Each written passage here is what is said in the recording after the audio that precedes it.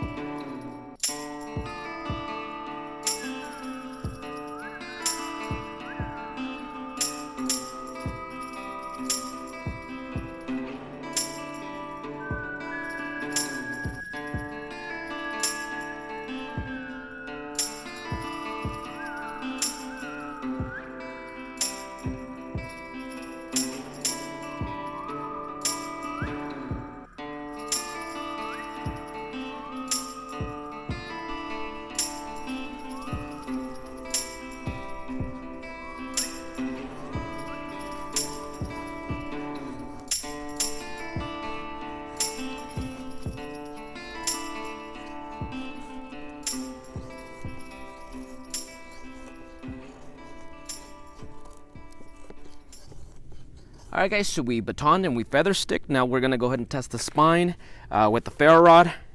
Get this fire started.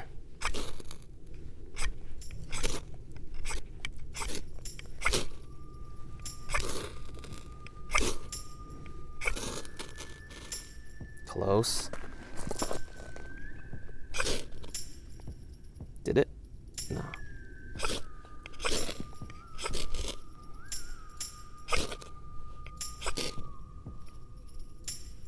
Is it burning? It is. All right, so test number 2 was a success. We have our fire going.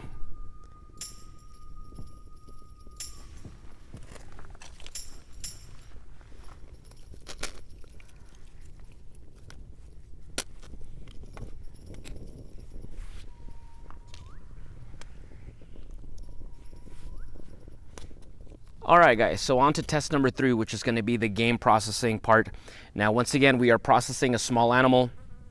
That's not an easy thing for many people to see, so I just suggest you just skip this part. But just understand that this is the circle of life, and taking a life is not an easy thing. It's not something to be taken for granted, but we are going to consume the animal, so it will not go to waste, and we are grateful for it. So here is our pack rat, and we're just going to process it and then put it over the coals. Okay, so first things first, what I'm going to do now is I'm just going to rinse it really quick, and I want to wet the animal so the fur kind of sticks to it, so it's not so getting onto the blood and all that stuff. So it just makes it easier. Okay, so he's rinsed. Now time to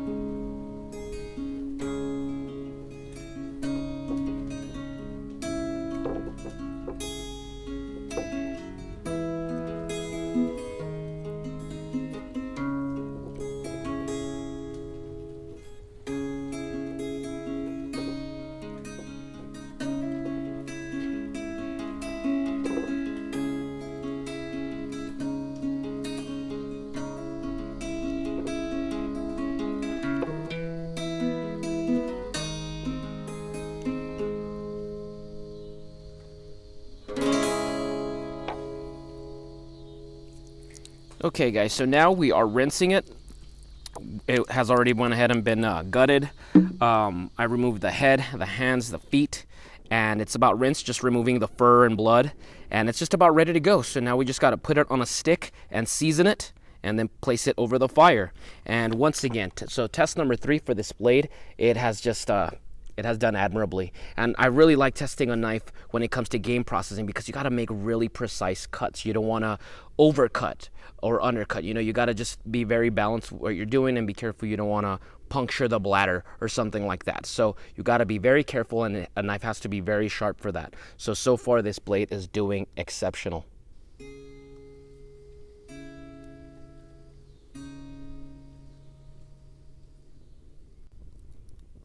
Okay, we're putting this bad boy on a mesquite limb.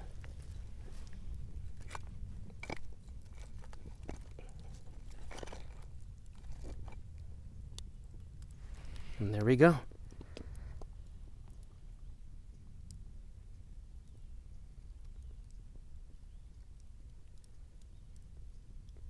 While the little guy cooks, I just want to let you guys know a couple of things. Well, one is always want to make sure that the animal is well done. You don't want to risk any illness or anything like that, so make sure it's well cooked. So we're turning him, rotating him every once in a while, and we're going to let him cook for about 20 minutes so he's nice and dry. Okay, next thing is, just for those wondering, I do wash my hands after doing things like butchering and all that. I actually always carry a bar of soap with us and extra water. So I did wash my hands, I did wash the blade. And last thing is, I want to give a big thank you to Jose Granillo. He is a viewer of ours that sent this to us, this little spice kit that is a lot smaller than the usual spice little bag that I carry. So this is a lot more portable. And thank you very much. We are using it today. We put some garlic, some salt, pepper, and cayenne on this packrat. So thank you very much. I very much appreciate that. And yeah, from here we're going to take a little bit of a break and constantly be rotating them. All right, guys, so it's been about 20 minutes. We have been turning him, and I'd say it's about ready. Well done, just like I like my packrat. All right, so moment of truth. Get a little thigh here.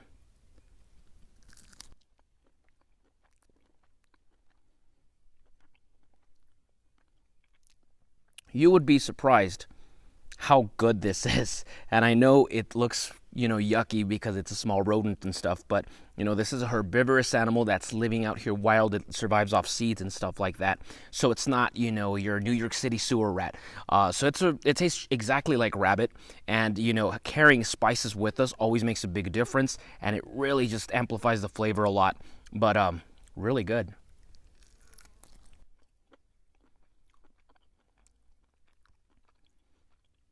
Tastes exactly like rabbit.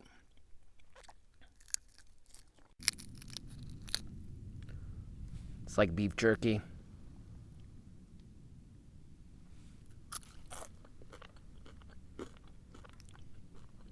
Exactly like beef jerky. Really good.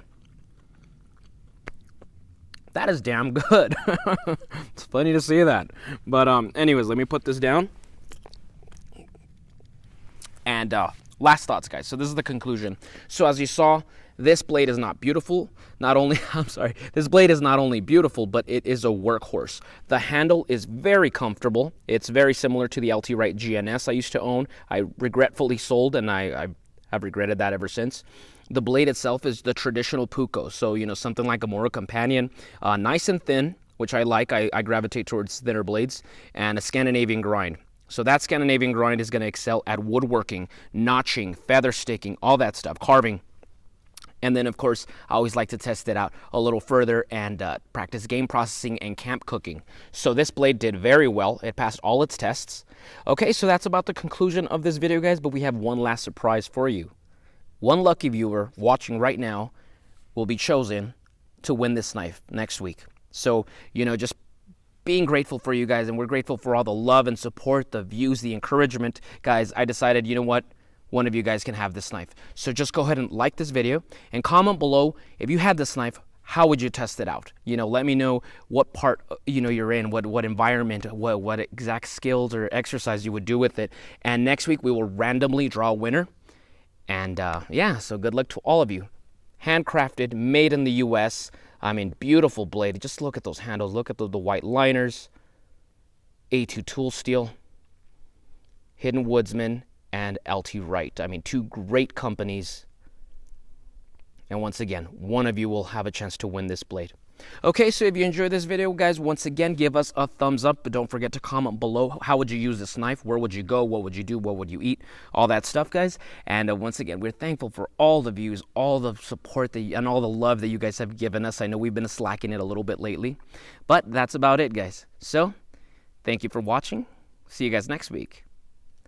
Now go outside and get your boots dirty.